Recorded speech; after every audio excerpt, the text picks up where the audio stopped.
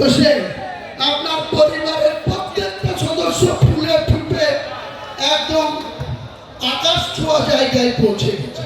আর আপনি বাংলার মানুষের জন্য যেদিন 13 মে 2011 বুদ্ধবাবুদের পরাজয় ঘটেছিল, 7 দিন পরে 20 মে আপনি বাংলার মুখ্যমন্ত্রী হয়েছিলেন। সেদিন বাংলার মানুষের মাথা পিছু আয়ের কত ছিল, টোটাল আয় কত, ঋণ কত ছিল? 1,96,000 কোটি। আপনি খেলা মেলা পুজো বিভিন্ন উৎসব আর আপনার মনের মতো করে রং তামাশা করে আজকে আপনি 7.5 লক্ষ কোটি টাকা ঋণের বোঝা বাংলার মানুষের উপরে চাপিয়েছেন। আপনাকে জবাব 2026-এ বাংলার মানুষ নেবে।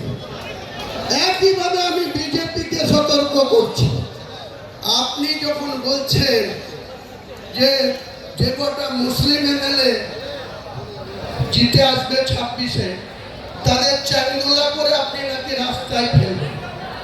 আমিও লিডার অফ দ্য অপোজিশনকে চ্যালেঞ্জ করছি, আমরা জিতে যাব এবং অধিকাংশই আমার দলে যদি 200টা সিটে লড়ি, 100টা সিট গ্যারেন্টি জিতে যাব। সেখানে হয়তো 70 মুসলিম থাকবে, 30টাও হিন্দু থাকবে।